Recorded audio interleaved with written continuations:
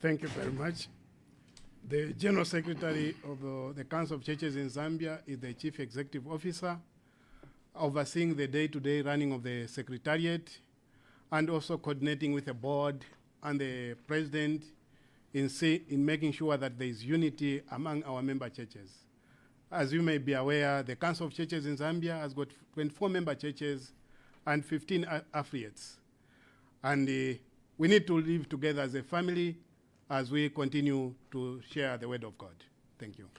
All right, thank you for telling us that. Now, Father Phiri, what is CCZ's assessment of the pre-election environment so far? And what specific concerns have you raised with the Electoral Commission of Zambia and political parties? Because August 13th is a few weeks from now. Thank you very much. As you may be aware, the Council of Churches in Zambia is a member of the CCMG.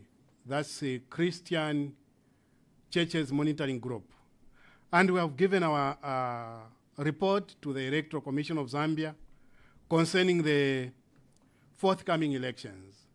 To start with, CCMG has presented the following finding to the Electoral Commission of Zambia. The assessment is that there is some indication that generally the atmosphere is calm, but anything can happen. It's revolving. And both the voters and the political parties, I think, are geared for the elections, the forthcoming elections. The preparations done by the Electoral Commission of Zambia, I think, is on point. They have tried to do their best, including voter registration, inspections, and staff training, alongside with the ongoing voter education. Even though there's need for some step to be made by the Electoral Commission of Zambia so that other non-state actors are involved in voter education. Currently, voter education is done by the Electoral Commission of Zambia by training people, but non-state actors, there's need to include them, incorporate them in voter education. Then the Electoral Code of Conduct violation. According to our assessment, there have been some isolated cases of politically motivated violence. There have been some early campaigns taking place. The use of inducement in some areas. This needs to be addressed. No, early campaigns should not be tolerated. There's need for people to start campaigning at the same time. Then CCMG also is calling upon the Electoral Commission of Zambia and the police to proactively investigate these breaches of the Code of Conduct. But all in all, I think the environment is conducive and the people are ready to vote. Thank you. So those are the concerns. Are there specific instances that you can, are they specific incidents that have happened that you can point to that have informed those points that you've raised there? Thank you very much. I think there have been some instances where those in government, for example, they go to some areas trying to campaign before the campaign period. I think this should not be tolerated. It's a breach of the Code of Conduct. People, they should start campaigning at the same period. So these have been highlighted in our report, which we have submitted to the Electoral Commission of Zambia. Thank you. How would you assess the current political climate as Zambia approaches the elections? How's the temperature, especially when you speak to congregants? You're in touch with the community. What are people saying about what's going on right now? In a nutshell, I think people are ready to vote. The voters are ready to vote and are geared to participate in the elections. That's the voice we are getting from the people.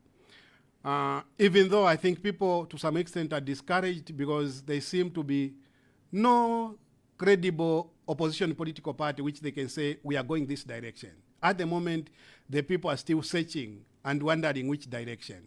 But all in all, I think the people on the ground are ready to vote. We are trying to assess whether there will be apathy or what, but it's like generally people are ready to participate and vote. When you say there's no credible opposition political party people can pick. What metrics exactly are being used there? Because we know there's political parties like Citizens First. You have the Socialist Party, for example. These are big political groupings. Why is there a feeling that there's no credible? Like, you also have the Tonsi Alliance as well, which is a grouping of many political parties that are uniting as opposition. Thank you very much. I think what people expected is the political parties, the opposition political party, to come together. As you may be aware, we have 25 presidential candidates at the moment. And I think people were not expecting that. They expected these political parties to come together, put their selfish agenda aside, and run together. But I think what the expectation of the people were these political parties to come together. But they are not seeing this up to this point, unless where we are going. So let's talk about the 26, I think, the 26 presidential, aspiring presidential candidates who filed in their nominations and paid the 100,000 kwacha. I know this has turned into some sort of joke, really. And we know, obviously, all these candidates will be vetted, and maybe some of them won't even make it onto the ballot after ECZ does their assessments. But isn't that an indication that that democracy is growing in Zambia when we have 26 people vying to be the president of the country? Isn't that supposed to be a positive when you have more people? Doesn't that mean that we have more people who feel they can lead the nation? It means we have leaders in our communities that can take charge. Yes, to some extent, yes, we can say democracy is growing. We have people who are ready to read, who can present themselves. I think we say that's a good indicator, but it has also some negative implication, because there will be dividing of votes, whether you like it or not. So when people come together and support each other, they carry the day. We have the government in place now.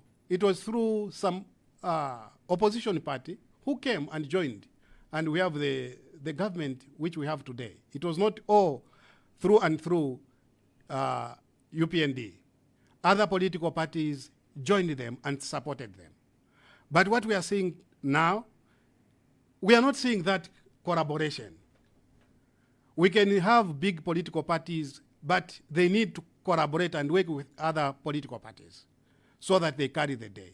Failure to that, I think it will be a very big challenge. Now, some people have pointed out that it doesn't make sense for different political groupings to come together. Some of them have different ideologies. They don't speak to the same issues.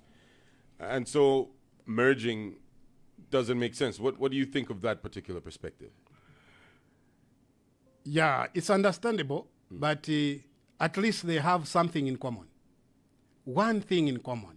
And they should use that commonality they have to come together. They can have different ideologies, philosophies, or whatever, but they have something in common to change the lives of the people in Zambia, to bring development in Zambia. And that, I think, is big enough, good enough, to help them merge, come together, so that together they fight the challenges we have in our country. So there's need to bend so that you accommodate the other and you run together.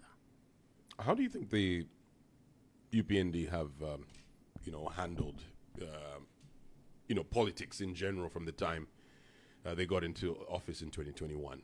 A lot of the opposition have complained of a shrinking democratic space. Do you share that sentiment? I think there are some things they have done well. I think we need to give them credit.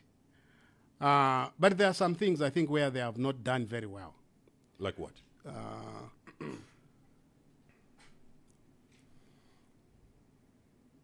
I think there are issues of infrastructure development. I stay here, I live here in Lusaka, and when you go to some compounds, I think roads are very bad. That's something we cannot run away from.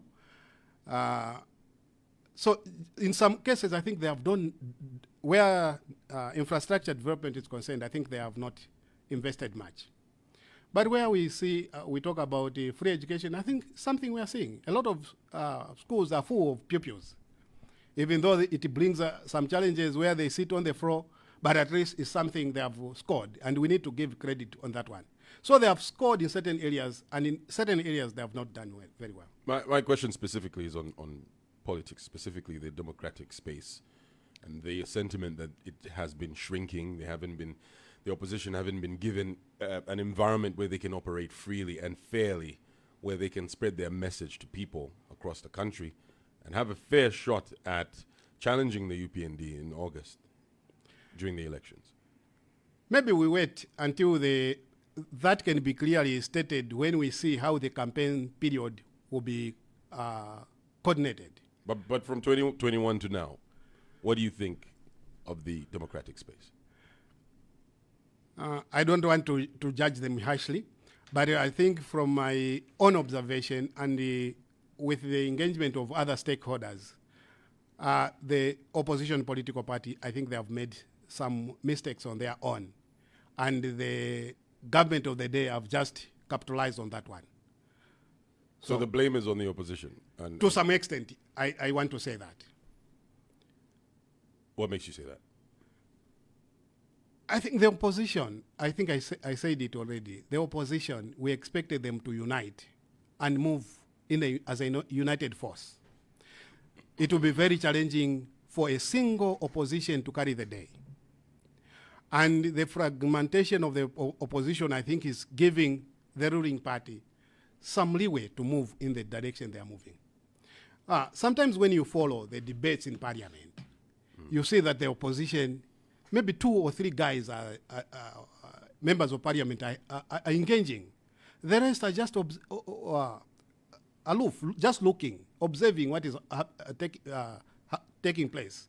So to me, I think the opposition, to some extent, has been a letdown. Don't you think some of them will say the fragmentation of the opposition has been, there's a hand from government itself that has stifled their ability to unite?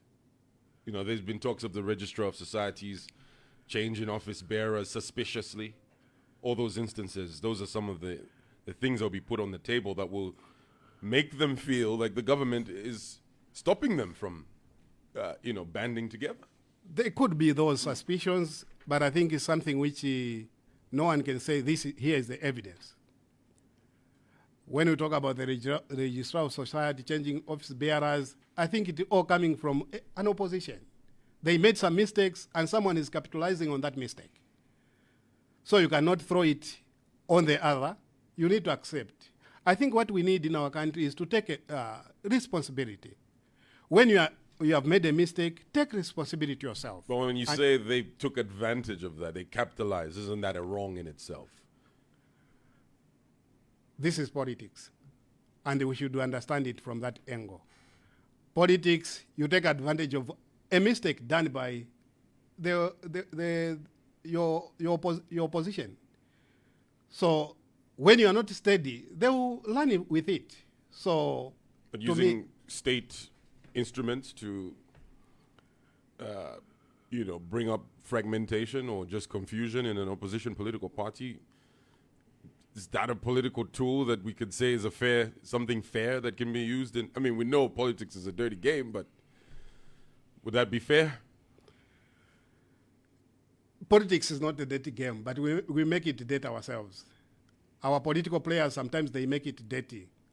And what is happening? Yes, to some extent, I think the government has done they have taken advantage of some mistakes made by the opposition.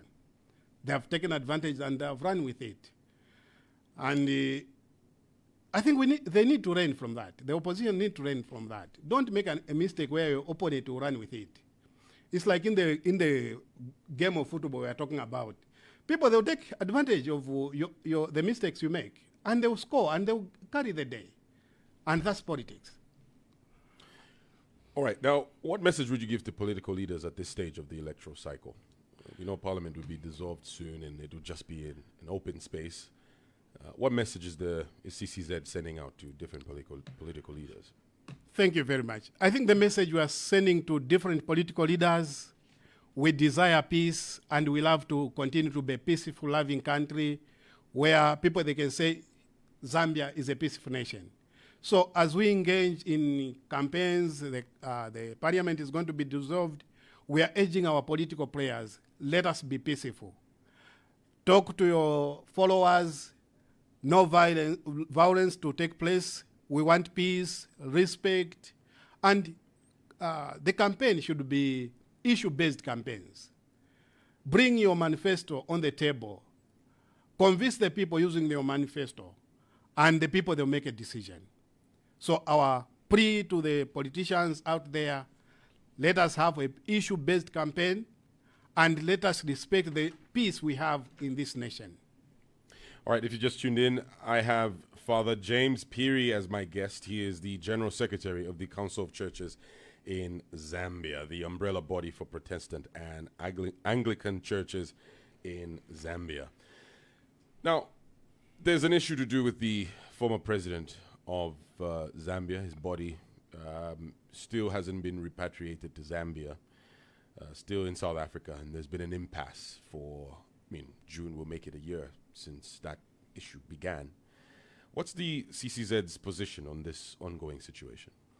Thank you very much. As the council, we have made a statement. It's our prayer that the former president should be put to rest. And this should be done according to our church leaders before the elections. Let us bury so that our former president can rest in peace.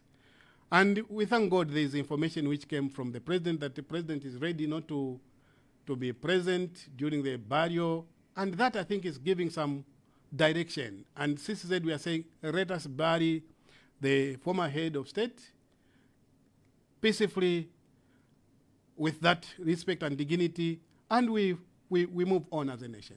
We can pretend that we have moved on, but as long as he's not buried, I think we still have something we are carrying on, a burden we have, and we need to put him to rest.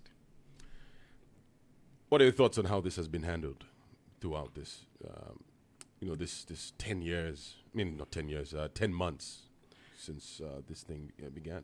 This is very unfortunate for Zambia. It's an embarrassment to the world, even an embarrassment to ourselves.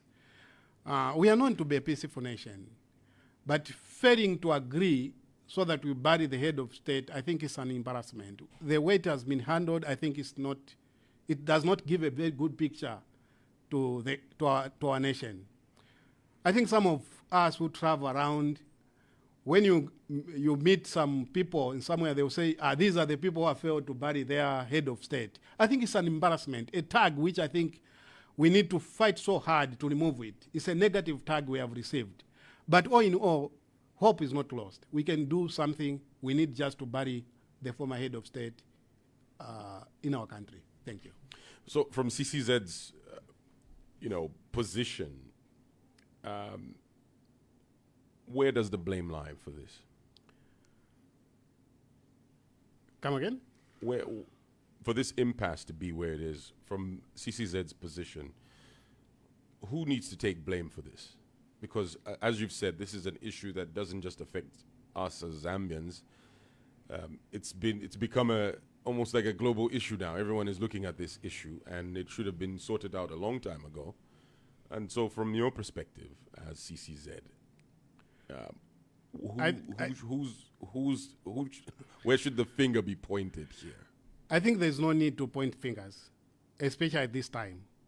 I think the best is to find some direction so that together we bury the head of state. If we point fingers, we are going to point fingers almost in all directions, including yourself, including me as a church leader, including the family, including the government. All of us, to some extent, we have to be blamed. The family, they erred. The government, they erred.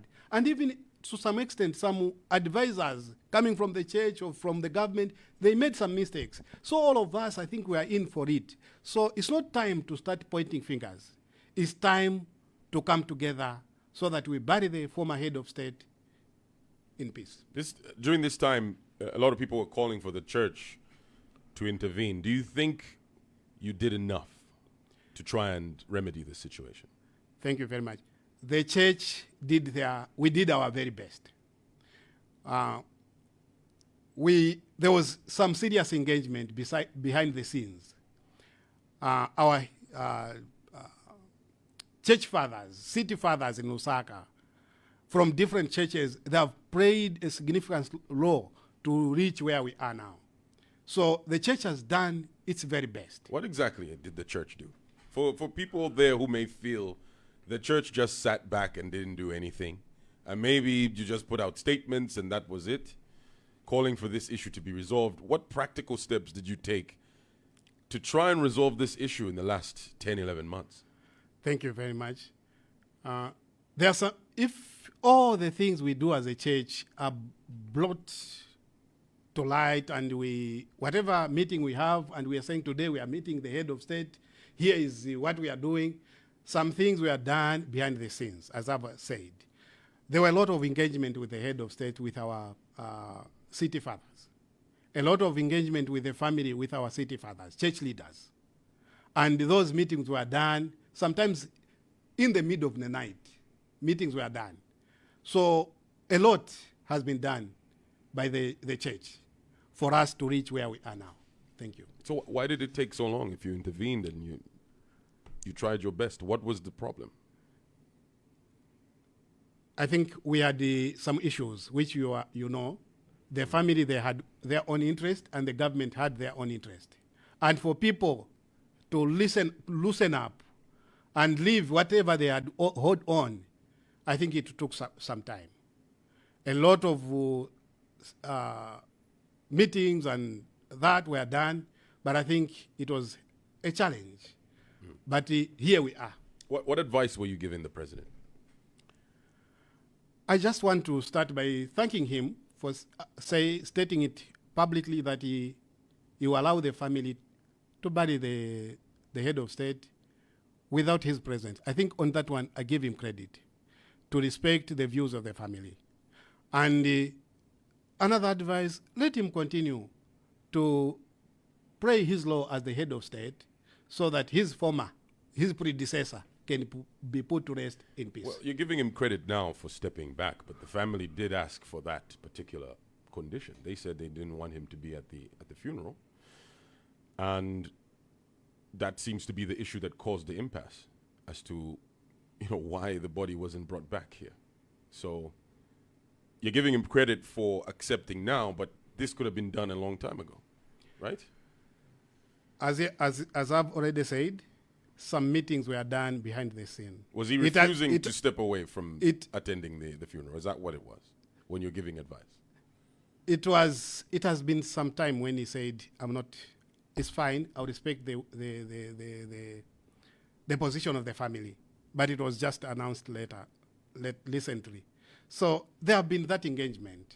But we are here where we are because something has been announced. So he stepped away. He said it privately a while back. But then what was the problem then?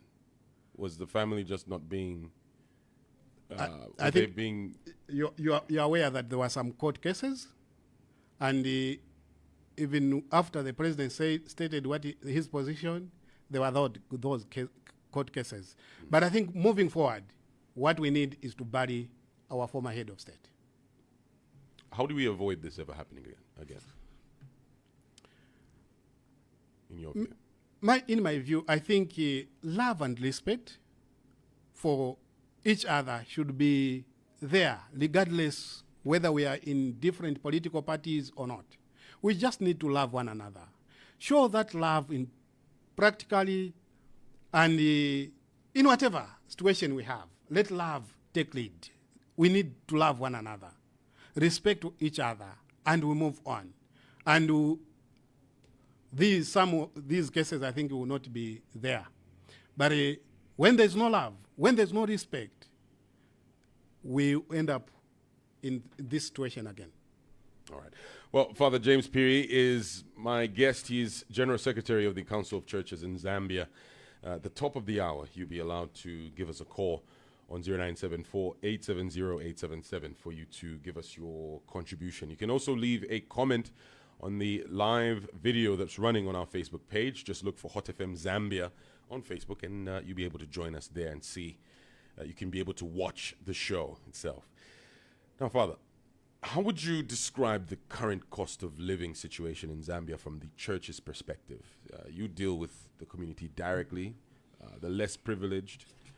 Some of them even seek help from you as the church. Some of them you take care of.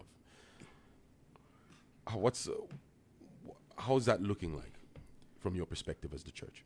Thank you very much.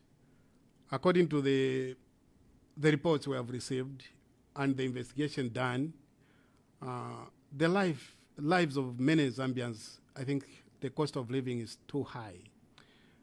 People are going through a lot of challenges, especially in our compounds. Life is hard, and there's need for us as a nation to do a lot for our people.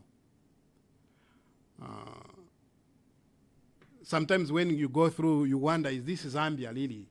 We are hearing we are improving economically. So life of most people, I think, are going through a lot. Now, we know when you look at the economy on paper, you can see that they've been positive. There's a positive trajectory there. But the complaint from many people is they're not feeling the effects of that positive trajectory just yet. So when you're having conversations with the people, do they understand that the economy is doing better than it was before, or it just looks bad to them? What's their perspective? For ordinary people, whatever message you share with them that the economy is moving in the right direction, most of them, I think, they feel things are not making sense. What is on the paper and what is on the ground is not making sense. Even though there are pockets of somewhere people, they are benefiting here and there, but an ordinary Zambian, life is still very hard.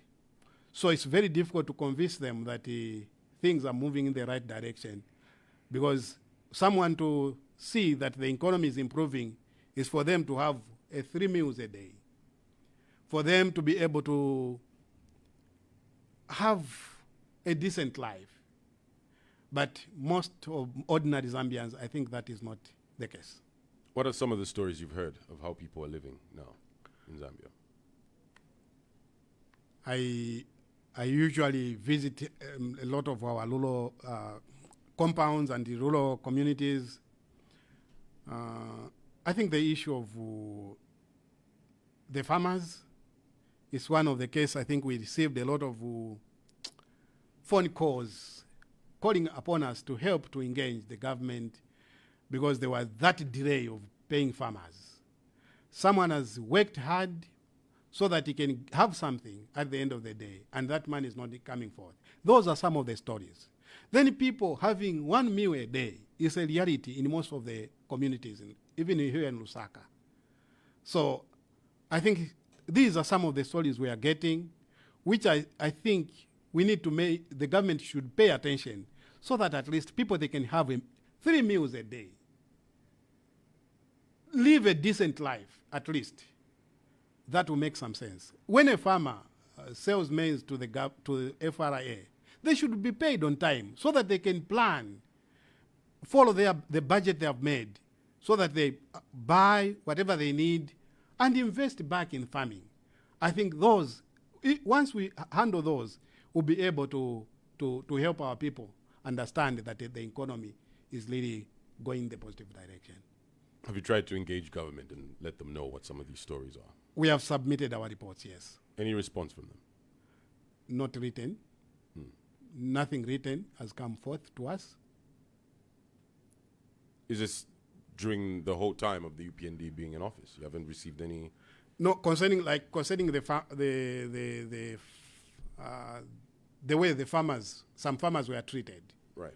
We wrote, we never got a feedback. When we talk about the engagement on poverty levels in some communities, we have engaged relevant officers, but we have not got any feedback. The promise that something will be done. We are moving in the right direction. That is the call from the government. Are you talking about a direct conversation with you or a general statement that was put out in that respect? I'm here on behalf of the Council of Churches. Our church leaders have engaged the government. And that's been their response, that something will be done about it. Something will be done. When was the last time that was mentioned? Our church leaders, I think they had an engagement with the president almost, I think, somewhere in October, December. Mm-hmm. Yes. So I would like to know the relationship that the church has had with the government from 2021 till now. From the outside looking in, has looked very tense. I remember there was a moment where some of your members, one of the churches, one of the leaders, or the Lucifers, that sort of sentiment, such words were uttered. Have the government done enough to fix that in your respect? Have you gotten to the table and had a conversation, and have you walked away from that table happy? The relationship between the church and the state, I think we have a cordial relationship, even though there are some areas where I think the relationship has been not very good when we talk about the church in general, but I think it has been cordial relationship. When we speak on issues, I think the government should not take us that we are enemies. We are just doing our prophetic law as a church. And if they take it the other way around, it becomes a challenge. So to me, I think the relationship has been cordial, conducive relationship. We speak and they buy in. If they don't, but we have spoken on behalf of the people. And if they call us names, fine. As church leaders, we don't expect to be praised all the time. We are doing the work of God. So I think to us, the relationship is okay. If they have a negative picture of us, we are just doing our duty.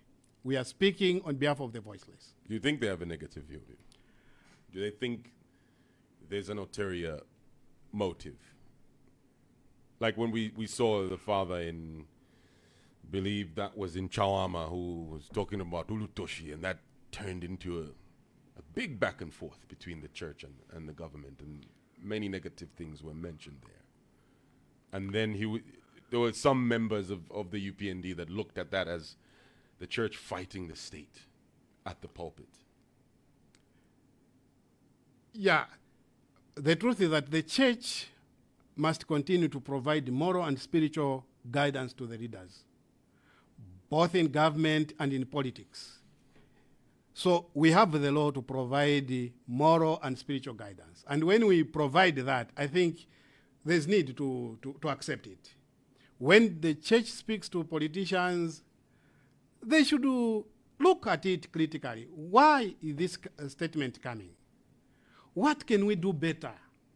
I think when things are okay, I think the church will celebrate. We know that when things are okay, the people we minister to, we provide pastoral care to, they have been taken care of. So when we provide some direction or speak on certain issues, we are asking the government to promote justice, accountability, to promote peace, so that together we live happily in this country. All of us were created so that we can be happy. So when we speak as a church, I think let the government get the positive part of that.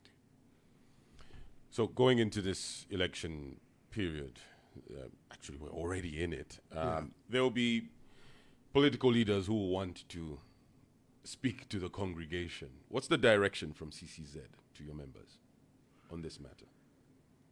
What we are telling our people is that they should be active in politics. They are members.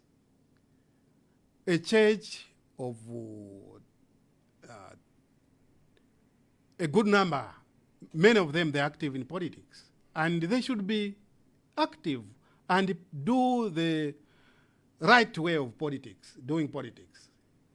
When they participate in politics as believers, as Christians, then we are going to have credible politicians. But when we allow non-believers to be in politics, then we have people who are going to be doing different things altogether, contrary to Christian ethics. So we encourage our people to engage. But to the church leaders, the pastors, we should be non-partisan. Because we are standing in the church to preach the good news to the people who are coming from different political affiliations. So our members, they can be partisan, but us as pastors, people of the caller, the ordained leaders, we are supposed to be non-partisan, but provide guidance and direction to our people. We need to help them understand what is happening. But for choosing, we don't force people that choose this person.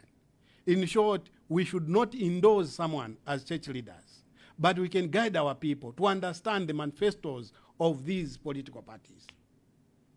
And we can encourage our members to be active in politics. We are talking about youth, women to participate in politics. Where are they going to come from? They are coming from our churches. So we need to support them. We need to guide them. They belong to to us as their shepherd and pastors, and we need to provide some guidance to them. Will they be allowed to allow political leaders to speak at the pulpit? The church should not allow politicians to campaign from a pulpit. A pulpit is a sacred place where we propagate the gospel. We preach the word of God. So it should be taken as a place of worship, a place where spiritual formation should be done, and politicians, they should respect that. They should respect the sanctity of the pulpit, and they should not use the pulpit for their political advancement. If they come to church and they are told, greet the people, just greet the people and go and sit. Don't use the pulpit to start campaigning. I think you are But then the misuse of the church. Why do we still see political leaders take to the pulpit? And do you as CCZ, reprimand those churches that allow that to happen? We guide. We guide. Like, for example, I think 2 days ago I was being inducted as the General Secretary, and there was a PS representing the Vice President. He spoke. But we guide. When you come, greet the people, wish us well. That's all. Don't start bringing your manifesto or from the pulpit. So that greeting, what is a greeting? Is it just good morning or good afternoon, members, and then sit down, or is it then go into some sort of story before you finish? What we have guided our people, if you invite them, structure a speaking point. And they should be guided that they should be go with a speaking point. But if anything, don't invite them. Don't invite them. If they cannot follow what you are prescribing, don't invite them. The pulpit is a place where we preach the word of God, and it should be taken as such. Not a place where people, they should start propounding their manifestos before the congregation. That's not, we are discouraging that. Now, you spoke about how the leaders of the churches shouldn't endorse any political party or leaders, right? But then if we go back to, like the issue of Ulutoshi, for example, when the church leader is up there and he's talking about economic hardships that the people are going through, some state actors may look at that as you are fighting the state when you're going up on the pulpit and start telling people about the hardships that are going on. Or on the flip side, if a priest is there and starts explaining how the economy is doing, because you and I just had a conversation about how members in the churches, some of them don't understand that on paper the trajectory of the economy, the indicators are showing that things are going well. And so if a church leader decides to sort of talk about that at the pulpit, that could be looked at as they're trying to spread a message in favor of the government. So is it just a case of them just staying away from such topics and just stick to the Bible? Or should they really be going into such topics, especially in such a sensitive period of time? Thank you very much. You cannot stop a minister to speak on political issues or economic issues. We are called to speak boldly about what is happening in society, and depending on the text of the day. When you have a text which is talking about injustice, talking about abuse of power, talking about reconciliation, talking about love, I think you bring issues which context in which how things are taking place. And when you do that, I think people, they should not feel you are denouncing the government of the day or whatever. You are just bringing the things the way they are. So to church leaders and ministers, let us boldly speak against corruption, against injustice, against abuse of power, against anything which is not helping to foster the love of God in our nation, Zambia. And we'll do that boldly. And when we do it, I have said it in many areas where I've spoken, that when we do that, we are not enemies of the government. We are just doing our part to bring to light on the things which are, how things are happening in our nation. We are not enemies. We are just saying the truth the way it is. Historically, this has been a problem. This discussion we're having where the church, get into political talking points and giving their opinions. Why is it such a difficult thing for the state to understand that the church, part of its mandate is to speak to social issues? Why has that always been difficult? Because it's not just the UPND and sort of the pushback that we've seen over the years. It's even historically, even before them, the PF, MMD, all of them seem to have a problem with the church speaking out. The challenge is that most of the time, I think our leaders are not, they don't want to be corrected. They don't want to be given some direction. They don't want to learn from others. When someone speaks, they want to always take offense, which is very bad. I think we should have room when people speak. Take one leaf or one or two things from there and learn from it. That will help them, will help to build leaders who are accountable and who are responsible to the needs of the people. But when we speak and they take on face, then we have a problem.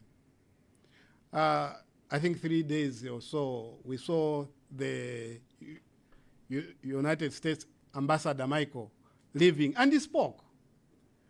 And whatever he spoke, I think we need to take a leaf, one or two, from what he said, and learn from it and do better.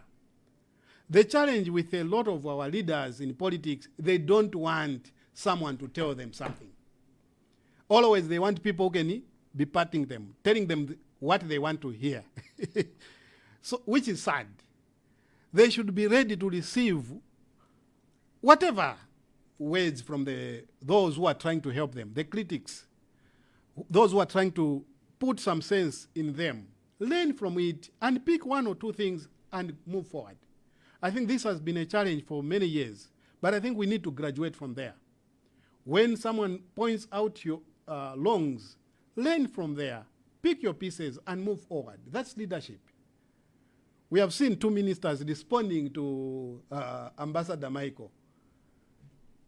And all of them, when I looked at their speeches, they are not owning anything. They are not accepting that, no, what he said is good, or there is this.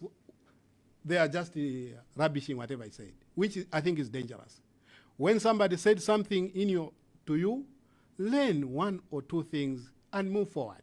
And sometimes coming to the media to respond, we are just making things even worse for ourselves.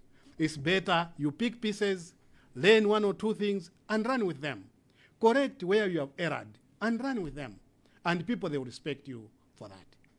So are you disappointed with how the government has responded to Ambassador Gonzalez? They have responded, but I think my disappointment is they have not gotten even a pinch of what he has said. There's a proverb in Nsenga. I don't know whether you can allow me to say it. Sure. It says, chikusi chekutila kwa alwendo. Meaning, a worm is fully fed through visitors. What am I trying to say? There's some visitors we receive in our lives who help us to become better. Visitors who help us to understand the challenges of the people lowly at the ground there. If you want a visitor who will always say, things are okay, and he praise you and go, without pointing on the date, on those we have forgotten, I think it becomes a challenge. A visitor will help a worm to be fed well. The people we have forgotten ourselves, they can be fed well when a visitor points out. And what Ambassador Michael said, we can take 2 or 3. Let us not rubbish everything. Take 2 or 3 things, learn from there, implement them. If there are people who need to be followed by the law, let the law follow them. If there are leaders who are corrupt, let the law follow them without rubbishing everything the ambassador said. Because some people, they'll be fed. The people who are struggling, they can be fed with what was stolen according to what the statement there. Abuse of power, corruption is something we are fighting for. And it's something our president is announcing that he's fighting for. And if it has been announced, why not allow the Anti-Corruption Commission? Run with it where there's abuse of power. Let us not be protective. Let us allow the law to take its course. We cannot rubbish everything. There are some things we can learn from there and run with them. And this country will change. But are you surprised with the response by the government, especially in an election year, with some of those serious allegations that were made by Ambassador Gonzalez? To some extent, I'm surprised.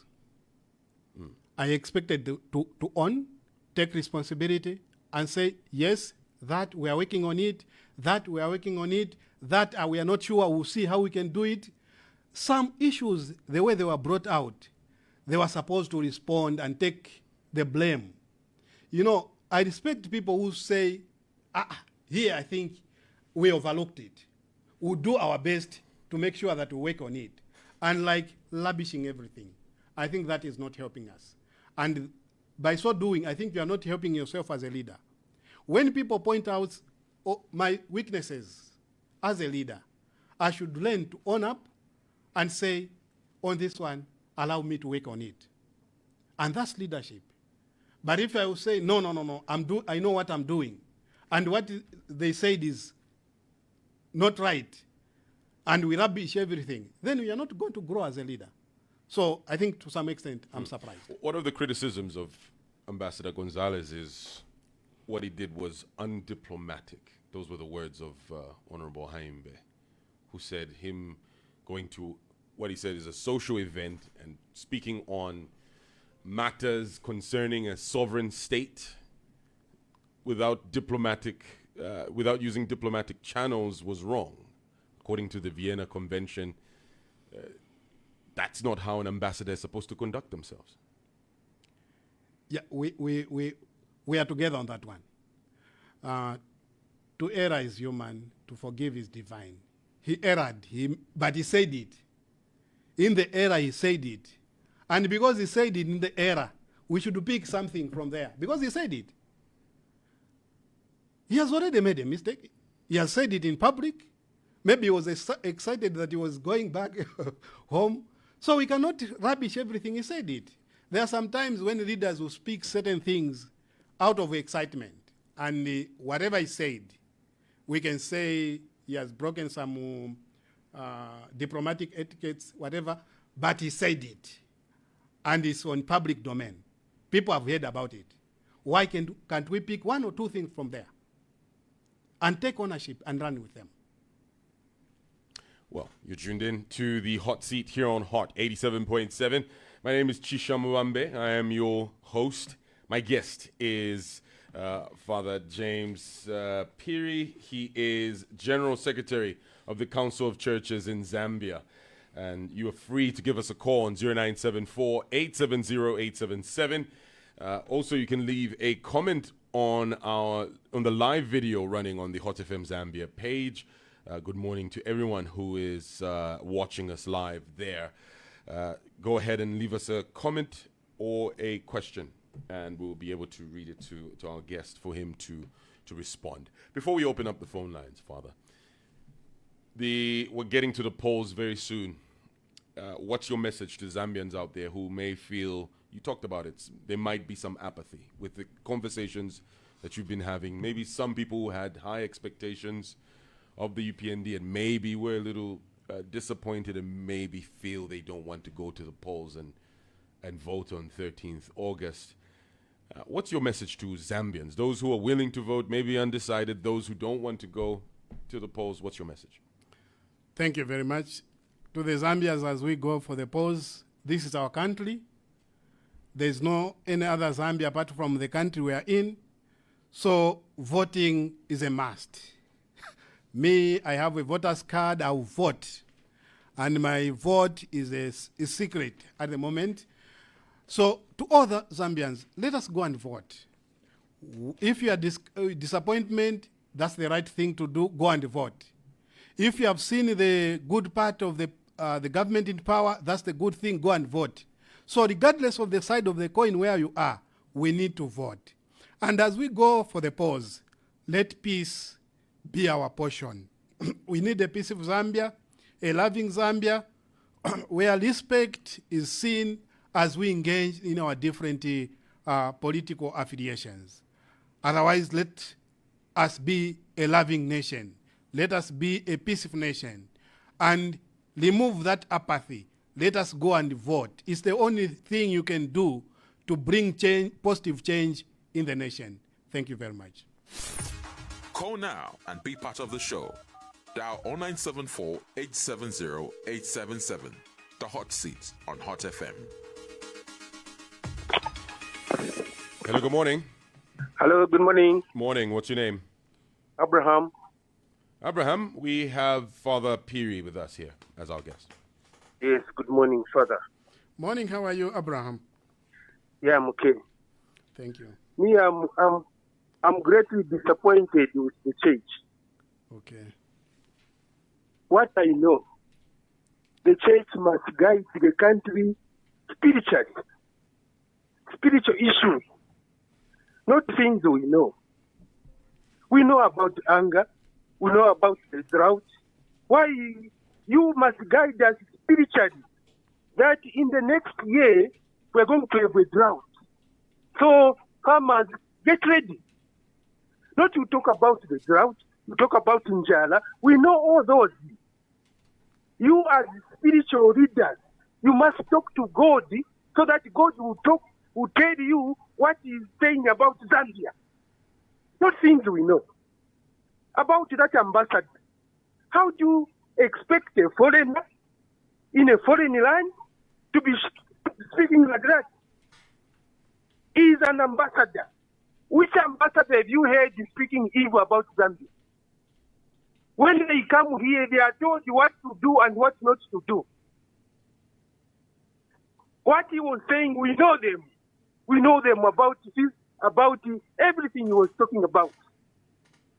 When you are doing a fairway, tawaponta ati muiponta mukabwela.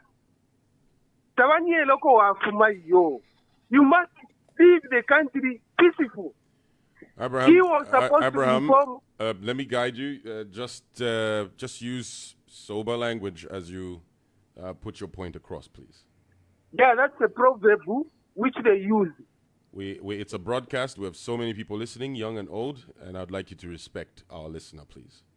Yes. Thank you very much. I'll What I'm actually saying ask is- you to retract what you said and just I don't use know clean which language. one we ponta ukabwela. What you said after that, we cannot accept for you to say that. O Alright. tabanyela uko afuma. I Abraham, retract thank that. you very much for your call.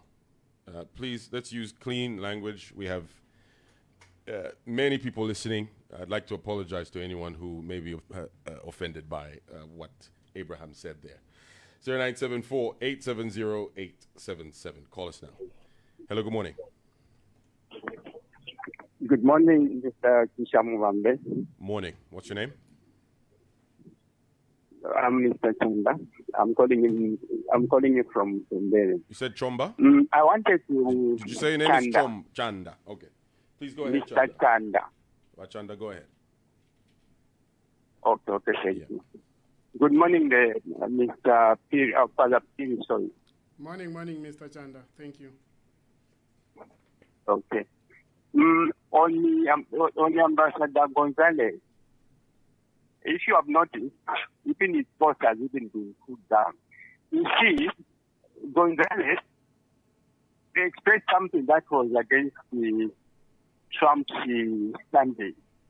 If you can remember, Trump, Hichilema, Emmanuel Macron, Cyril Ramaphosa, and the fifth one I've just forgotten now, remember.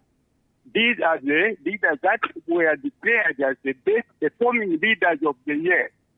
You know, the five of them. And Trump was very upset to hear that his ambassador could say something that was contrary to his standing. This man said those things in his personal capacity. You know, this is something that is real. And somebody should not downplay this. The ambassador never represented the government of America's stance. Recently, the American government said Zambia elected $1 million grant. You know, Zambia is a federalized to America. They are working together on the Lobito corridor. They are working together on the Starlink. So I think you cannot attribute what that ambassador said to American sentiments. Thank you, sir. Thank you, Chanda, for your call. 0974-870-877. Call us now. We would love to hear from you. Hello, good morning. Good morning. Morning. What's your name? Bruce with it. Sorry, did you say your name is Bruce? Yes, Bruce, yes. Bruce, your line is breaking. If you have us on loudspeaker or you're connected to any Bluetooth device, I'll kindly ask that you just use your mouthpiece, please. Maybe it's just about the network. What about now? Well, you're distorting, but we'll try and pay attention to you. Please go ahead. Okay, good morning, the Bishop. Oh, I'm Father James. I'm not Bishop. Thank you. Oh, yeah. Okay, thank you, Mr. Father. Yeah, go ahead, Bruce. Yeah, I think for me, my brother, Mr. Chisha, let me start off. I'm really disappointed about the church. My brother, the church, they have failed to help us a lot, especially the issue of the former president, Edgar Chagwalu. The church, the same people who allowed the Bishop Mpundu to go in South Africa to bury President Lungu in South Africa, in a foreign land. Is it the Bishop telling me there that as a church, as a board, they sit down and agree that our former president must be buried in South Africa to allow his member to go there and to conduct the mass in South Africa? Which means they sit down and they agree to say, yes, this is what is supposed to happen. So, like my previous caller said, the church, the responsibility of the church is to give us the gospel. We listen to politics the whole week. But we want to go to church to sit and to listen, to reflect from those politics. Now when I go to church again, the pastor sitting in a pulpit again start talking about politics in church. Where else are we going to go? So we need the church to be church, not the church to be another part of politics. Thank you very much. Bruce, thank you for your call. All right, well, Father James, We had Abraham, Chanda, and Bruce there. Your response. Thank you very much. I'll just kindly ask you to get closer to the microphone, please. Thank you. Mr. Abraham, spiritual guidance. The church will continue to give spiritual guidance. The same church is in the society where there are some political issues, and the church will not separate itself from politics. We engage and help and speak, providing some directions. But spiritual guidance will continue to provide until our Lord and Savior Jesus Christ come again. Mr. Bruce, you said you are disappointed with the church. You expect the church to talk about spiritual things. We'll try to, that's what we are doing, and we'll continue to do to provide the spiritual support needed by the people. And many churches are doing exactly that. When a pastor brings in a context to do with politics, maybe it's trying to be relevant to what is obtaining in the community and in our country. But we'll try to stick to providing spiritual direction, and spiritual direction we are going to provide. I think Mr. Shanda was talking about, Bruce, that the church has failed us in this instance. I think there's a family, the nation and the church. And what happened, the family requested the bishop to travel. And you cannot stop the request of the family. It's not the entire church who traveled to South Africa. It was a church leader invited by the family. And you cannot stop the wish of the family. In whatever states, in whatever happened, even the funerals we do conduct here in our country, the church engages the family. We engage the family. And the family gives direction. Together with the church, we conduct funerals. So you cannot stop you cannot separate the family from what really happened. We are where we are because there was a family, there was a government, and there was a church. So let us not throw the entire blame on the church. There is a family, there is a government. That's why earlier on I said, if we start pointing fingers, we are going to make a mistake. But pointing fingers at the church that we have let you down, as one of the church leaders and the Secretary General for the Council, I can say we accept that finger to be blamed. But we did our very best behind the scenes, and we are here where we are. Thank you. All right, give us a call, 0974-870-877. Hello, good morning. Good morning. How are you, Mr. Moderator? Morning, I'm good. Thank you. How are you? Thank you very much. What's your name? You are talking to Mr. Chindo here in the Southern Province. Good morning, Bishop. Father Phiri, not Bishop, Father Phiri. Father Phiri. First of all, kufuza kuzokulime kukamba kuti leadership government alini a church ili branch mukamba kuti ili pamozi ole kuli pamozi. Very question inangu yakuti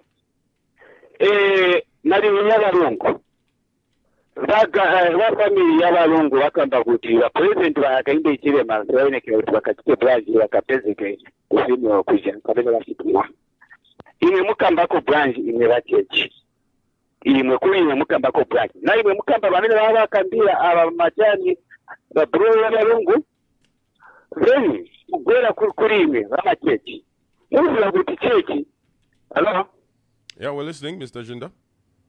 In conclusion, give me a chance, my brother. That's why I'm a bishop of my church. I am a church and go to this. What you know, Dindi. My church are one government that is very anti-way. That's why the moderator could be church is nanga even there is a politics. But right now, Zambia, my church, they are so goro, we get more politics. ero nti bamene baleetako masokoneze okay olwo mwakaenda ku church muyenda kupempera musabira chama mawo ya chani ya politics. That's why ninakuongera church zinga ngene izo achate tumunungu atike kama kulindiga bantu abaito mubandiga bama bishop ina cho mubandiga orowani. Thank you. All right, thank you for your call. Call us now, 0974-870-877. It's the hot seat here on Hot 87.7. My name is Chisha Mwambe. I am your host. And my guest is Father James Phiri, who is the General Secretary of the Council of Churches in Zambia, simply CCZ. Call us now. Hello, good morning. Correct. Comment, am I clear? Yes, we can hear you. Much. What's your name? This is the hard man, one of them calling within correct market. I have a question to our guest there.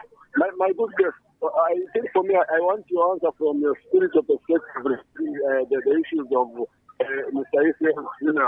Do you think that like a lot of people have been raising on the ground, there's something more than our eyes can see regarding the keeping of the body in the fridge or for that long? So what is your take on the people that are saying that there is a lot, there's something that needs our spiritual eyes over the matter? Thank you very much, Ivan Bush. All right, thank you for your call. 0974-870-877. Speak up another one. Hello, good morning. Good morning, how are you? Doing good, thank you. How are you? I'm fine, thank you. What's your name? My name's Kauma Mlenga. Kauma Mlenga, please go ahead. Okay, no, thank you very much. Hello, Father Phiri. Hello, how are you, sir? I'm fine, thank you. My contribution is as follows. Firstly, I want to support your earlier statement that the church, aside from speaking on spiritual issues, has a responsibility to speak into the social issues that affect the people of the country. We see this even in the ministry of Jesus. He performed miracles that addressed the social issues that the people were facing, and then used those to help them understand greater spiritual truths. So the church has a place in addressing social issues. The second is to admonish the people on morality, because morality speaks into how the culture of the people will be shaped. It sounds controversial, but I've never been of the view that Zambia is a Christian nation based on how we live, because I believe Christianity is not a profession. It is a lifestyle. It is how you live, and that is seen in the day-to-day dealings of how people interact with each other. Secondly, I continue to encourage you to speak on holding our leaders accountable, because they have a responsibility to govern in morality and in accordance with justice. Those are things which, by and large, stem from, I believe, at least, the biblical values that are professed in the scriptures. Then, lastly, I would ask that you speak into a comment that one of the callers made, possibly looking into aspects of prophecy, in that you may sit there as a leader nominated and voted in by people, but is the Spirit of God working in you? Is the Spirit of God working in other leaders? Because we look at the case that Jesus faced, where he came in as the Messiah, but the appointed leaders rejected him because they were working within their own understandings. Thank you. Kalma, thank you very much for your call. All right, there we go. So we have Kalma there who just called us, Dembo and Mr. Jinda out there in Monze. Your response, Father James Phiri. Thank you very much for calling. I'll start with the Mr. Jinda. Church-state relationship. The church works with the government of the day. And we're working with the government of the day to better the lives of the people. And this is what we're doing. If what is seen is contrary, then it's something which maybe when we speak on certain issues, the government feel we are not working together. But the church works with the government of the day. And that's what we are encouraging our people to work with the government of the day. But if our speaking makes people feel we are not working with the government of the day, then we have a problem. The Bible in Proverbs 27:17 says, iron sharpens iron. You need somebody who can make you better, to make you better. And we will try from our end as the Council of Churches in Zambia to make the government better. When we point out injustice, we are trying to make the government better. When we talk about poverty, we are trying to make the government better, and we'll continue to do that. The spiritual eyes on the former president happenings. A lot of people have interpreted it in different ways. And the moderator, I don't want to say I'm a prophet. I'm a priest, a pastor. And I don't want to prophesize, to start giving prophecy on what has happened. But the truth is that what has happened is not giving a good picture of Zambia. We are people who easily sit down and talk over issues. And 10 months failing to talk over issues and bury the former president, I think this is un-Zambian. And that's why we are talking about it, that this is not good for our country, it's an embarrassment, and we cannot continue. Who to point finger at? I don't want to point at anyone. All of us, church leaders, the family, and the government has to be blamed, and we take responsibility. On the part of the church, where you feel, the people feel we have erred, we take responsibility. The government takes responsibility. The Room family takes responsibility, so that together we put the president to rest. He has to be buried. I didn't understand the last question, but prophecy vis-a-vis my calling. I started my ministry as a young priest in 2000, and by God's grace, God has kept me and pushed me up to where I am now. I was ordained a priest in 2000, and I've served in different places. I've served as a hospital chaplain. I've served as a University of Zambia chaplain. And I know God has called me. And to come to this position is all by the grace of God. And God has called me. And so each and every person out there, if you are a leader, you should understand your calling and move in your calling. Don't move in somebody's calling. You're going to fail. I've declined here to move in prophecy. That's not my calling. But I've been called by God to be a leader, to be a pastor, and here I am. So let us move in our calling, and God of heaven is going to see us through. Thank you. What do you think of Kauma's, his observation that Zambia is not really a Christian nation, looking at how we behave and how we treat each other? Thank you. Are we losing that identity? By law, we are a Christian nation, and we cannot take away that. By law, by constitution, we are a Christian nation. When the declaration of Christian nation was debate were being done, the CCZ and other mother bodies, it's on record. We indicated that we cannot be a Christian by declaration. But we are a Christian nation because it's in our constitution. We are a Christian nation, and we should accept. What should we do that we are a Christian nation? I think we need to work on ourselves. Individually, Christianity starts with you. Individually, have you received Christ as your Lord and personal Savior? And are you moving in that direction with your God? It was declared, and it is the Constitution. It will be very difficult for us to trash it unless Parliament sits and remove it. But at the moment, whether we like it or not, we are a Christian nation by Constitution.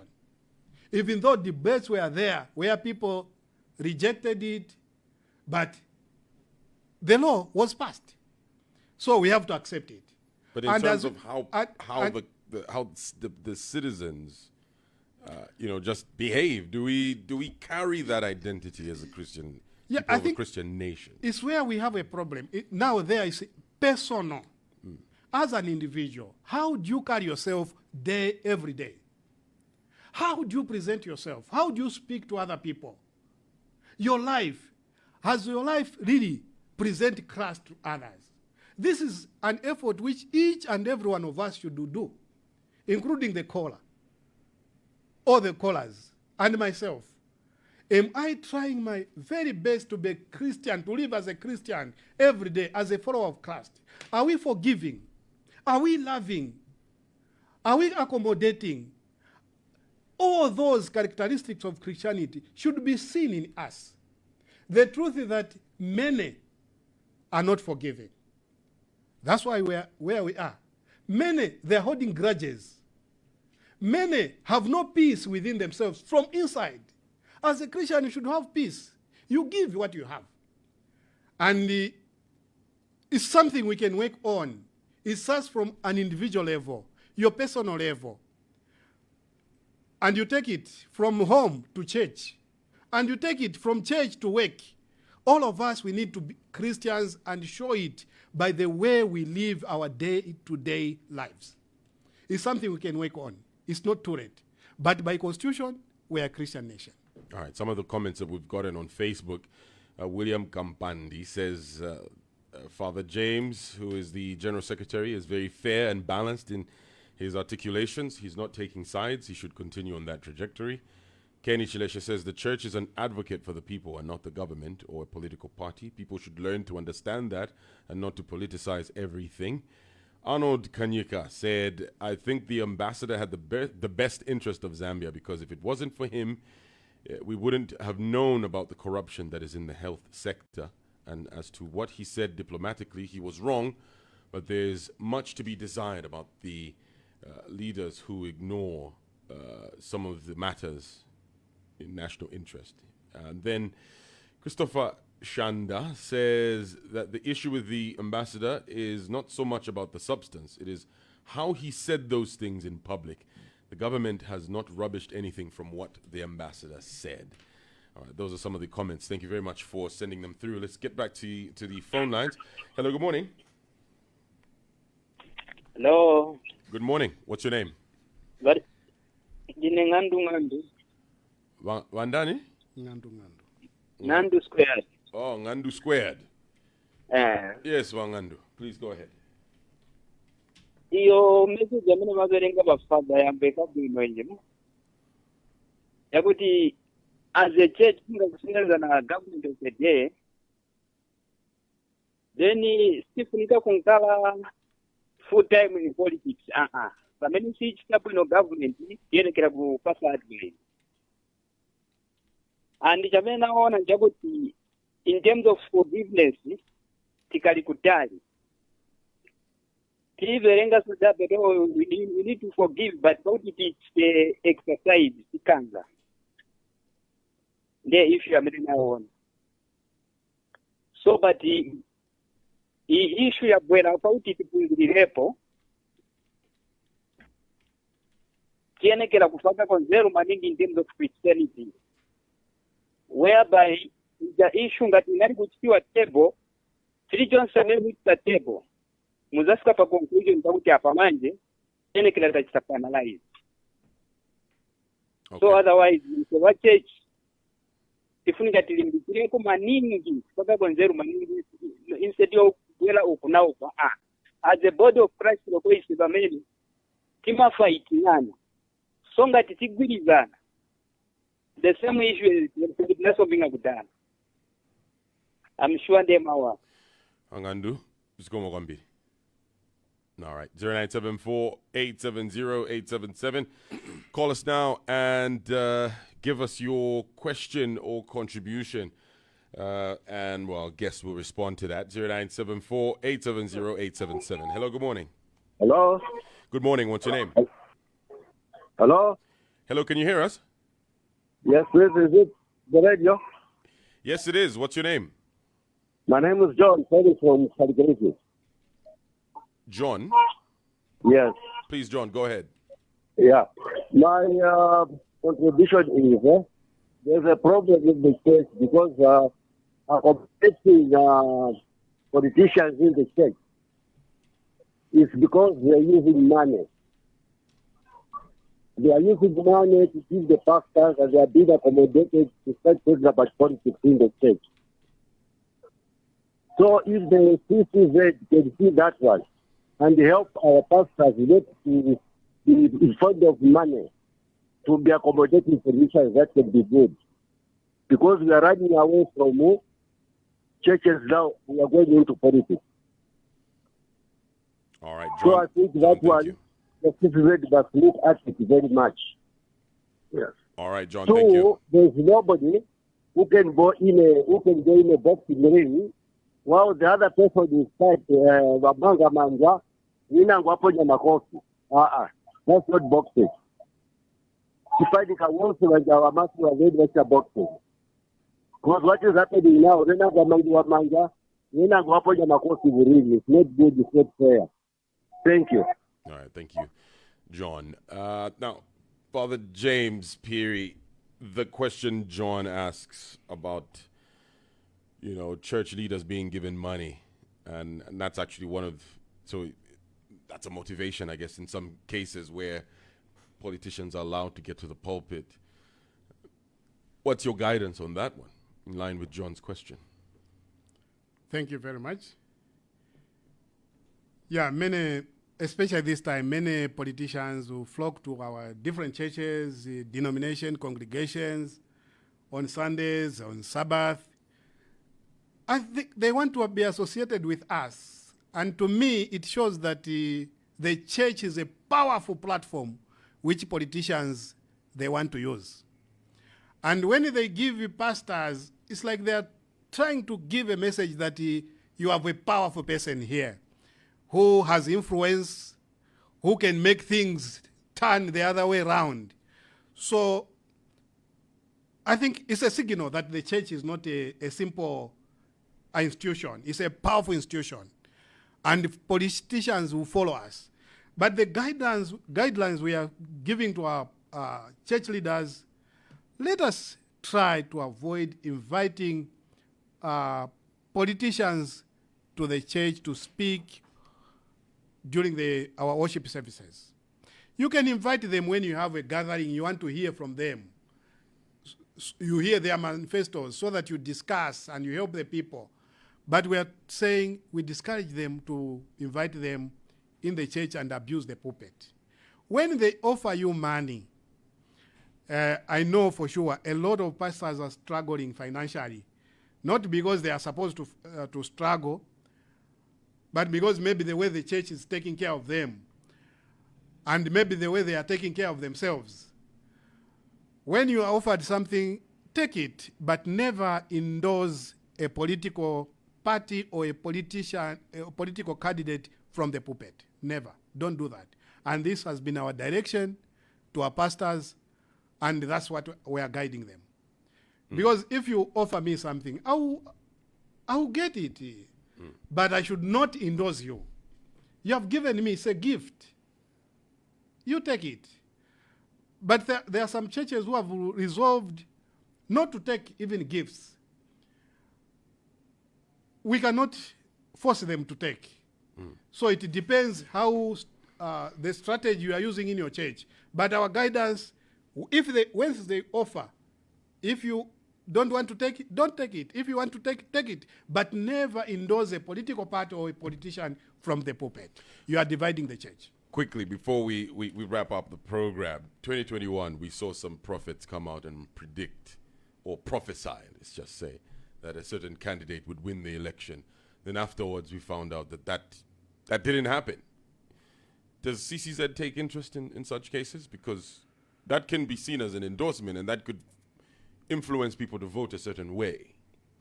Yeah, I think we need to mature as a nation. We are in a democratic nation, not a theocratic, where a voice of God is God is using his prophets to pick people. We are in a democratic election country where people should vote, and the decision is through voting, not through an individual prophesying. And to our Christian communities, please let us learn to ignore some of the prophecy and look at the manifestos of a political party or political parties and cast your vote in line with the manifestos. Trash this prophecy, trash tribalism, forget about those. Let us look at the manifesto. Are these people going to help change, transform our communities, better our lives? That's what should be our interest. Not someone to prophesy and you run with it and you even go and cast your vote in line with the prophecy. I think we should mature as Christians.